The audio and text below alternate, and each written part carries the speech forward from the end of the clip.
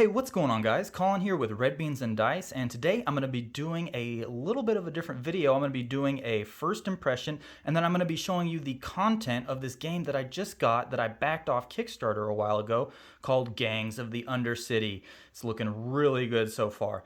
So the reason I'm doing this is because some of the models actually needed assembly. Some were ready to put right onto the base, but there was a couple of them that needed a couple of pieces glued onto each other, so I didn't want to be showing you like 3 pieces that were in a bag that weren't assembled yet. That wasn't going to do it for me. So I thought I'd go ahead. I got them all glued up, ready to go, and I'm just going to give you a little bit of what I read in the rulebook and how I'm feeling about it, and go from there.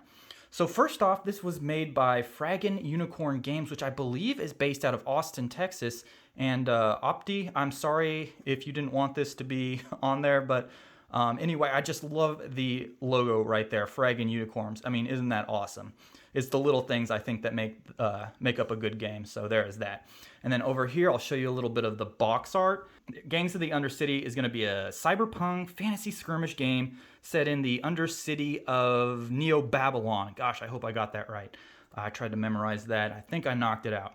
So there's that. I love the art. I love the colors. They really pop well together. And then these are just some of the models that came along with it. As you can see, they are metallic, which some people are against, but to be honest, I don't mind it. It really brought me back to my younger days when I played Warhammer 40K and the models were metal, and you know what? They are a little bit more difficult to put together sometimes, but at the same time, I really like the feel of them. If anybody has ever played chess before with a plastic set as opposed to a wooden and or glass set, you can definitely tell the difference whenever you lay that model down. You can really get a good feel with the weight, especially this big gal right there. I really like that model. Really cool model. But anyway, let me show you a couple more things. It came with some tokens that you're going to be using for grit, and then different things that are going on, such as Overwatch, and I believe there's immobilized tokens right here, so effects that you're going to be applying to other enemies on the battlefield, I believe. And then grit is something that's going to be basically used to perform different special abilities, I believe, and it's also going to be a way that you can trigger an in-game or win, I believe. So grit is something that you're going to acquire to win the game, but you can also use it for special abilities. I think I just said that twice, but there we go. And these are what came, double-sided, booyah, booyah. All right. So put that to the side. Now the rulebook is really good so far. I have been liking it a lot. And once again, all the colors. And then one little thing I wanted to point out about this rulebook is that it is freaking hilarious. They really put their own kind of spin on the things. I think in there it said that, you know, you don't have to paint your minis in order to play, but 60% of the time they reported doing better or something like that. I don't know. It was just a funny little jab at it. And I love it when people just kind of keep it light. And just remember that, you know, you made a board game and you're supposed to have fun and be a little silly and goofy. And I really like that. They really put their own little touch onto that. Another thing that I liked is the bases on these are actually lipped, if you can see that. Let's see. Yeah, you should be able to see that right on there. They're lipped, so they drop down a little bit. So if you're trying to put terrain in there, you know, it's just going to make it kind of stick into that area. And I know it's a small thing, but I really like that about these models. So there is that. And then the models are just absolutely beautiful. They're just detailed out the wazoo. I wasn't sure what to expect because of the metallic models, but let's just use this as an example right here. I mean, that's looking pretty good to me. And it wasn't too bad on this. I just had to glue the arms and the gun onto here, and everything went pretty well. A couple of the smaller models gave me a little bit of trouble, but I am a seasoned glue veteran, like I said, of Warhammer 40K back in the day when everything was metal. Another thing that I really, really liked was the cards. There's actually cards you're going to be using, like a deck of, shoot, I can't remember how many are there, but like the kings, aces, queens, like just a standard deck of playing cards. You're actually going to be using that and then drawing it. And then for, I think it was solo and maybe the campaign, I can't remember, but for both of them, you're going to use them to randomize events, things that are happening, and even for the solo version, I believe you're going to be drawing that to have the troops decide what they're going to do from there, because obviously you're going to need them to perform different actions, just like in Gloomhaven, I believe, where you draw the ability card and flip it over. to see what they're doing. That's going to be the same thing with the deck of cards, which I thought was just a genius and really good idea of, just a fresh idea. So many people try to just make the same game over and over. And that wasn't, that was something new. I liked it. It was really cool. And then each model that you're going to be playing with is going to have different abilities and different stats. There's going to be bosses, enforcers, soldiers, and rookies, I believe. If I left that one off there, I'm really sorry about that. But you're going to be assigning those to different characters, and they're going to have different roles. And obviously the boss is just going to be extremely hard to kill with a lot of firepower, this and that. And then there's going to be witches and I believe mages. The mage is somebody that went to school. The witch is somebody that was just, I can't remember the difference between them, but there's going to be spell casting is what I'm getting at. And it's going to be very reminiscent of tabletop games like Warhammer, Age of Sigmar, where there's a speed or inch movement. Everything's going to be measured in inches for the most part. And you'll just kind of go from there. Like I said, the metal models can be a little bit troubling to glue together. And then also they did give the option for a larger book. I knew that this was going to be the size coming, and I thought I would be okay with it. I still am, but it was like an extra $20 or so to get the larger size book.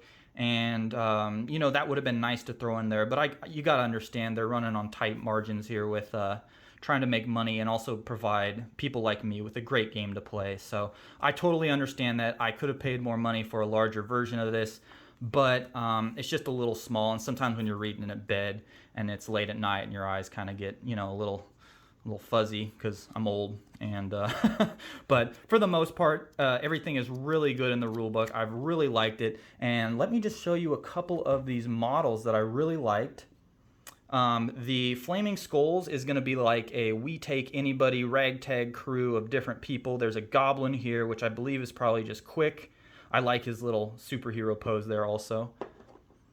We have a human mage or witch, I believe is that what she was. And then everybody, I think, gets a close combat and a ranged weapon. So she's going to be casting spells and going from there. But she's a human. They got a goblin. Over here they have a little dwarf guy with guns and a mohawk. I mean, look at these awesome models. Very cool. Very cool. Over here, I believe we have the boss. And this is one of my favorite freaking models. I hope I can get some of the detail that's in there. But his positioning and his action pose, and then the axes are different, and his little jacket, and then the back there with the flaming skull on it. I mean, come on. That is looking awesome. And I believe this guy just does an insane amount of melee, and I think he's also a spellcaster too, or has the potential for wizardry of some sort. So I'll put that over there. And then this big boy is the only, or I should say big girl, I believe, but she is the only one that does not have the same base size as the other ones. I think it was 28 millimeters. I can't remember. But a little bit bigger, and then obviously she's going to be the long range, rip them up. You probably don't want to walk down a street with her because she's probably going to hit you from at least 24 inches away. So, but really beautiful model. I love that one. This guy is awesome. He has a little buzz saw on his left hand there, and I believe he can just rip things up when he gets into combat. And then a lot of the statistics are the same as Warhammer. For HP, it's going to be like brawn, I believe. Prowess is going to be dexterity. And then there's a melee and a ranged skill, like a 5 or 6 or higher, or for some of the better characters that you have, it'd be like a 3 or higher, I believe, for the head honcho, axe wielding orc over there. So just different things. And then also over here we have the second army that it came with, and these are going to be the Valkyries. And then we just kind of have a standard, probably ranged character over here. I thought this was going to be the boss for sure, because I mean there's a lot of authority coming off of this guy, and I love the jacket like being thrown off. I believe it's a jacket.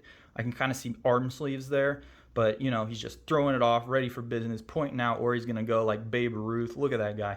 Woo! Okay, we'll put him over here, and got a good old-fashioned sniper.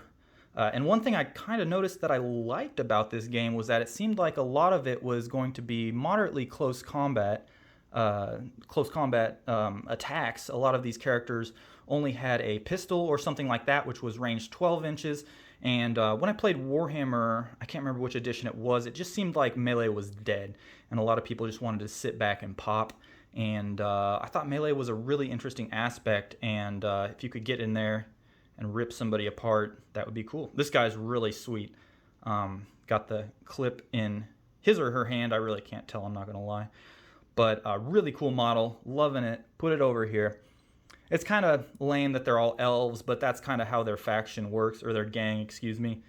This guy's actually more Babe Ruth than the other guy, but really cool model, loving it. I believe those are brass knuckles. Might not be coming through too well on my little cam, but really nice model, loving it. Love the lip base. Put that over there. And then I believe this is the boss.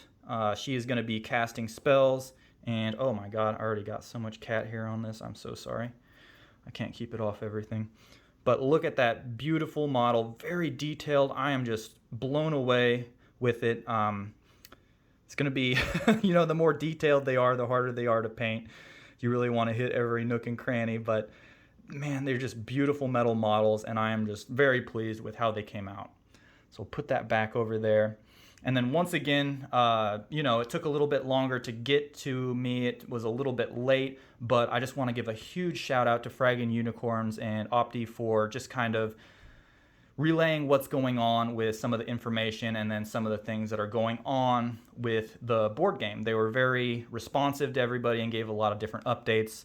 Right now I backed a game that is not responding to any of the clients, and it's been really late, and it's just been, you know, bad PR, I guess you could say. So anyway, I love the game, love the models, can't wait to get into it. There is a solo version, a campaign version, but you're going to want to set up, I think they said about half of the terrain, or half of the battlefield with terrain, and it's going to be like a cyberpunk type thing with you know, just futuristic setup. So usually a lot of those gaming stores that you go to have terrain like that to set it up. So that's it. That's my first impression. I haven't gotten to play the game yet, but I just wanted to let you guys see the models and let you guys know that I'm really excited about it. It looks like a fun game, and hopefully I can get a couple playthroughs in and give a review of it. All right. Hey, thank you guys so much for checking out my video. Have a great day. I love you guys. Bye.